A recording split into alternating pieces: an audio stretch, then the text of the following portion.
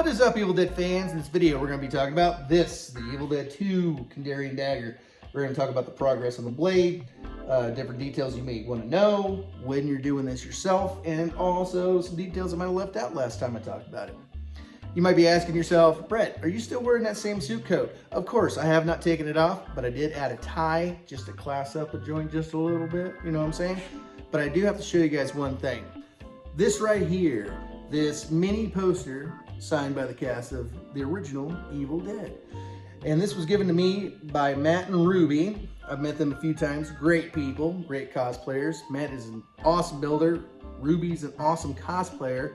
And if you see them on Instagram, Facebook, they're on the groups, Knights of Samaria, Ghost Beaters, check them out, very cool people. But they did this for me, they just as a gift for everything that I've done for the Evil Dead community, and I can prove it because they sent me a little letter right here that says it right there. So pause it if you want to read it for proof.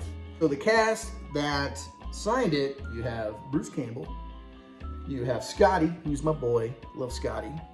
You have Shelly, and you got Linda. Now, Cheryl did not make the convention, unfortunately. I don't know if she does them anymore. And I'm just gonna say it right now, it's just missing one signature, but sooner or later, I'll have her sign another part of it. Now, I will frame this up, post office. Did kind of dent this a little bit, but didn't hurt the poster.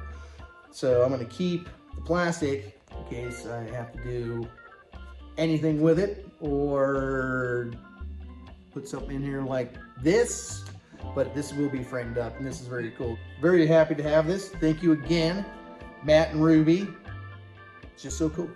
So I think if I remember right, it was Horror Hound they were at. There was two conventions that weekend, one in Horror Hound, because the other one in Lexington where Sam was at, that was a completely different deal. But very cool. So if you guys want to send me something, let me know. I can put it on the channel, promote you, or if you just want to send a picture or something or anything like that, let me know. I can set up a P.O. box and put out the address where you can send it, and I will put it on Red Screaming Chainsaws. So with that being said, let's get to the dagger. So before I start talking about the rib cage on top of the skull, one thing I'm going to mention is there was a couple things I missed in the last video talking about building this thing, and I do apologize for that. So if you're following along at home and you're making one of these, I'll go over those different things. Now you can see right here you have 1, 2, 3, 4, 5, 6, 7, 8 of those ribs, and this thing is just sitting here. Now when you get the kits, the Visible Man kits, it has 9 of these ribs. The back one on each side, you'll have to cut that off. You will have to sand these to shape. You will also have to do the other side, which I'll show that in a minute, and sand and cut. Whenever you do this, you will have to bend it. It is not the easiest thing to do. A person online named Andrew was saying the best way to do it is to use hot water, which I agree. So I used hot water, was starting to bend it in the shape, but you do have to trim these. Why do you have to trim it? Because once you start bending it in the shape, because it's going to be, you basically have like a piece like this, and you're going to have to turn it into like way smaller. And still keep kind of an A shape on top. It all depends on your sculpt of your head as well. So use hot water first. So I did the hot water technique, and while I was bending it in shape with hot water, I put it back on there and have to trim. Now don't trim everything right away, because you might trim too much. But when you start bending this in the shape, you will notice that these will basically be like way down to here. So you will have to trim that up. So, and this is just sitting here. You will have to sand, you will have to trim, but you can look, it's kind of like, this is basically gonna be sitting like that. So, you get 7 of those. You can see that one's a little bit shorter, kind of comes down a little bit, kind of goes up. But that's how you do that side. Now let's take a look at the other side of the ribcage. So on this side, as you can see, you got 1, 2, 3, 4, 5, 6, 7, 8. When you have these kits, there is a 9th one over here, and you have to cut that off. So when you get these kits, that's what you'll have to do. And again, as I said, on the other side, you have to cut these down. You can see a cut line right here. And you can see there are various cuts, bends, things like that. Like I said, I used hot water and a little bit of lighter heat just to get it done right. You will see right here, there's a little gap in the head. So don't forget that gap. So you got 1, 2, 3, cut that down, cut this one down, cut this one down, cut this one a little more than this one. And it's just kind of sitting there right now. I am not gonna mold this into the actual sculpt. Whenever this is all painted up and done, I'm simply gonna just glue contact points so it sits correctly. And also, you want this one right here to go with the gap. So you have to have that go with the gap. So you have 8 on that side, you have 8 on the other side. Let's look at the front. So as you can see, here's the front. It's just sitting here again. So when it's all said and done, it'll be a little bit more like that. Be a little more even. But you don't want this like spread way out. You want it loose. Again, once you're done painting, just different contact points. If you don't want it popping off, just glue it down very lightly. You will have to bend this, and also you can fill those spots in on the top. As you can see, I filled it in with milliput. This has to go over painting, but this is what you got right here, the final result. You can see the heat changes the look a little bit, makes it a little more gnarly. So I do suggest when you start bending it, use hot water. Once you start bending it into place, you're gonna have to start trimming it down a little bit at a time. Don't do the trimming right away because you might trim too much off. So do a little bit at a time, and then you get the shape that you need.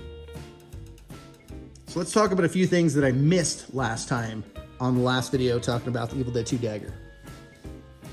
Now, one thing I forgot to mention last time is, I did talk about this a little bit, but it's kind of a weird situation with that. You want to make it wider. I did mention I wanted to make it about a 16th to an 1/8 of an inch further out, but the more and more I look at things, I'm glad I didn't, because everything matches up. We're gonna talk about this center bone right here. Now, before I turn it, I had to shave down the back of that center bone, because in most cases, you'd want to be flat like this, but you actually have to have it go like that, kind of tilted out. So what you have, you can really see, you see how now this kind of goes at an angle, that center bone. And you'll see more of the bottom here in a little bit, but that's what kind of thickens it out.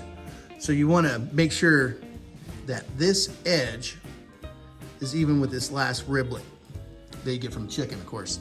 And you want to angle this somewhat out, not straight, you want it out. So in a minute, we're going to talk about the blade, but let me go over something else I might have missed in the last video. I don't know if I did or not, but I'll find out probably in the comments. I don't rewatch my videos most of the time. But this is not completely straight all the way through. You can see, if you start with the head, this is straight, but it actually starts to kind of come over a little bit, just a touch. So let's see if we can turn it so you can kind of see a little bit better. But you can kind of see it right now. Let's turn it a little bit. You can see how it's not quite in line. Exactly the same. So that's something I might have missed. Can't remember. Next thing is the blade right here. Now where the blade starts, you would think it'd be centered up with this. It's not, it's actually over to the side. The way I know that is from the blade I got from David that Tom Sullivan did. So it's actually over to the side of that. So if you have that proper angle of this back, this will just fall in line properly with the back. Now, it looks thick, but it actually isn't. It's actually a lot thinner than you think. Looks pretty cool. I like it. I'm gonna go over all the little details here in a second on each edge, each side. And digging it, man, digging it. So let's go over the blade. So this is what I consider the front of the blade, with these ribs that come out from the left side of the body. You will see these lines. So you got 1, 2, 3, 4. After the fourth one, they kind of start working their way into the bones here. But the one thing when we talk about the back, you will see them consecutively all the way through. So you want to have 4 of those. Up here, this is probably where you're gonna start, obviously. It's so easy to make that too thick. So easy. So if you have the measurements of what you're doing, if you have one of David's daggers, or let's say you have pictures, things like that, you gotta remember, don't make it too thick here on this first one. If you make it too thick, the whole blade's gonna be thick. So you have to avoid that. Let's talk about another part of this blade, which are these little pieces. I call this right here where the rubber meets the road. It's where the blade meets the body. Up here, you don't have to have one. It's not there, so don't put it on there. The next one, you got 1, 2, 3, 4, 5, 6, 7. So you get 7 of those. So 1, 2, 3, 4, 5, 6, 7. And the same on the other side. You have 7 of those. Now, I haven't worked below this point. I've worked a little bit, but not enough. But these little rib things in between all the big stuff, there's only 7. After that, they disappear. So you need 7 of those. And again, with these lines, you need 4 of them. Let's turn it around here in a second, but you can see how it kind of widens out, and I'm starting to narrow down on each side. Now, there's some things you can do if you have one of these David daggers and you're trying to make a new one without all the fill-ins and stuff and repairs, is this piece right here. So what I'll do is I'll measure off of the one I got from David and measure it into this. And what I'm doing is basically I will put down like a base of what I'm doing. I would measure off the one from David, rib by rib, measure it off, draw it out on the piece of wood that is inside of it, and do a base, and then start sculpting out, and then finally do the fine details. But the first thing I worked on was the back. This is the front, but let's look at the back. Here we have the back, and again, these lines, you got 1, 2, 3, 4, 5, 6, 7. I gotta put an 8th at the bottom, and it actually keeps going for a long while. So what do you do when they disappear on the other side? Because remember, you had 1, 2, 3, 4, and they connect all the way around. What happens is, with the 5th one and on down, this is actually, at this point, lower than that folded over angled piece. So if you look at the front and you see them disappearing, that's actually not in line with like the 5th one and so on down. It's actually just a touch lower and kind of just fades into the edges, and I'll show you when I show the other side of this. But you can see how you got some fat ledges starting to happen down here, a little bit up here, but not as severe as like the dips and stuff. So you want those dips. So let's look at this other side and I'll show you how it fades. Here's that other edge. And the one thing I wanted to make sure I put into this is, remembering Evil Dead 2, that this right here kind of angles over and then starts to straighten out. So this first one, it's kind of bent over and then kind of in line with it, then it kind of comes back and starts to straighten out. But as you can see, you got the 1, 2, 3, 4 together. And then look right here on the 5th one, it's at the bottom where it turns. So it'd be in line with this gap. So this ledge right here isn't a reflection of this. This is just another ledge. It looks like it should be in line, but it's not. And it's kind of cool how you look at this thing, because it can look thick, it can look thin. Just love it. Love how it's coming out. There's some different angles. You can see the depth on it. And the hardest part again is this right here. Don't make that too thick, because if you make it too thick like a straight triangle, it's gonna ruin the rest of it. If you want it thin like this, you know, true to what Tom did for Evil Dead 2. So where the rubber meets the road is the hardest part to get right. If you get that right, the rest of it falls into place. So I still have about half to do. I'm about, you can't see the bottom here. I've done about this is only about 6 inches. That's about it. Looks bigger, but it's only about 6 inches. And then I have about another 6 to 7 inches to do, because the one that David sold that Tom did had repairs. The end was busted off and remolded, so I have photos to reference to make it look like it was on film. So, but again, if I didn't have David's, I wouldn't have what I have now. So I want to thank him for that. Let's see if I can scan up a little bit. You guys some different views. This. Look at that. That is cool. Let's see if I can turn that a bit. And again, that rib cage, you can see the back has come down. It's just sitting on top, so it's sitting low. So if there's anything, it'd be like that. Let's see what's going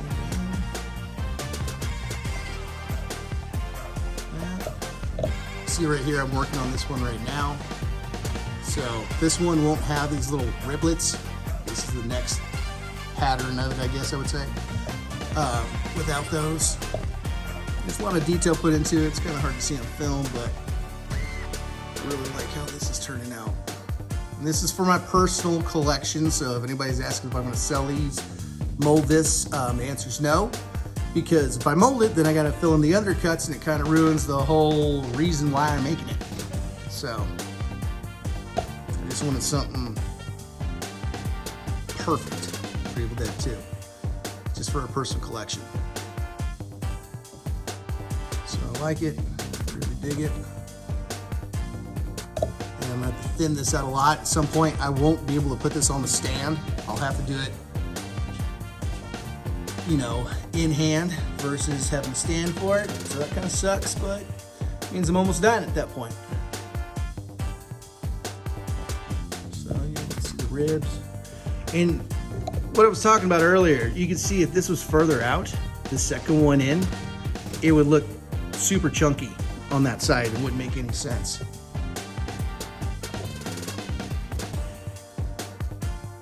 So make that side. I just like turning this back and forth and look at it, I ain't gonna lie. It sounds petty, but it's true. And you can see again how this bone you can see how this kind of comes out in an angle. What I was trying to explain earlier. And it helps out with the angling of these ones as well. So once you if you start off doing this and you put the first bone in the right position, it's easy to keep it in line to make it exactly how you need it. So yeah, it looks pretty cool. And there's another guy on YouTube, he did an Evil Dead 1 version of he was using basically paper mache. Cellulose is what he was doing. Go check that one out if you want to do this a lot faster than what I'm doing. I use milliput to do this whole thing because it doesn't shrink, doesn't crack. It sands real easy. You can sculpt anything with it. I've made a lot of people believers with milliput. It's about $7-8 for this, and you'll need about 8 of those.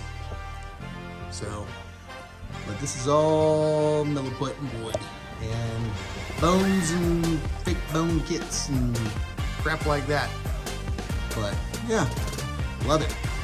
So thanks again everybody for watching, and stay tuned. I got a lot of cool stuff coming your way. Till next time, you guys stay groovy.